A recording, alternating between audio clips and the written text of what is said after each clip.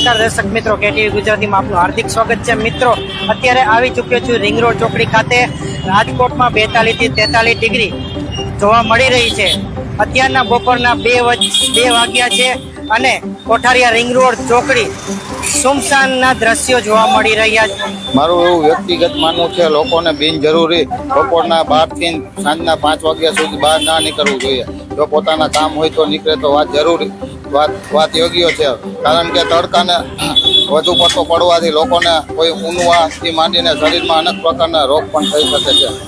પણ અમારું એવું માનવું છે, લોકોને જે ઘડિયા કામથી માંડીને અમુક એવા કામ છે એમાં 5 વાગ્યાથી સાંજના 7 વાગ્યા સુધી 2 કલાક વધારે કરવું જોઈએ અને બપોરના ટાઈમે આરામ આપવો જોઈએ। આપણે માહિતી અન્ય વેપારીઓ પાસે પણ જાણીશું કે 42 થી 43 ડિગ્રી જે રેડ એલર્ટ જાહેર કરવામાં આવ્યો છે રાજકોટમાં અમુક વિસ્તારોમાં, તેને લઈને અને લોકોને વેપારમાં કેવી મુશ્કેલી પડી રહી છે। તો આપણે અન્ય વેપારીઓ સાથે વાત કરીશું। મારું નામ અર્જણભાઈ। હા, શું કહેશો અર્જનભાઈ, આપ ગાંઠિયા અને ખમણનો વેપાર કરી રહ્યા છો। 42 થી 43 ડિગ્રી તાપમાન છે, કેવી ગરાગી રહે છે? ગરાગીમાં કાંઈ છે જ નહીં, કોઈ હાવ માણસો કાંઈ બહાર નીકળતું જ નથી, હાવ નવરા બેઠા છે। વેપારમાં કાંઈ છે જ નહીં હવે।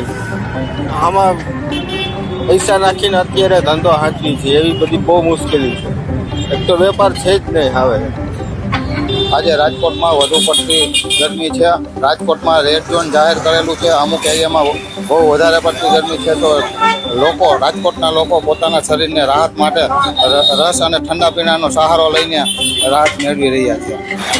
અન્ય લોકો પાસે આપણે વાતચીત કરી, અન્ય લોકો સાથે ગરમીમાં રાહત મળે માટે લોકો રસ ઠંડા પીણા પી રહ્યા છે અને બપોરે બને ત્યાં સુધી 12 થી 5 બિનજરૂરી બહાર ના નીકળે અને અનેક મુદ્દાઓ જેમ કે કડિયા કામ લોકો કરી રહ્યા છે એને પણ એની ગાઈડલાઈન સરકાર દ્વારા જાહેરાત થાય તો વધુ સારું।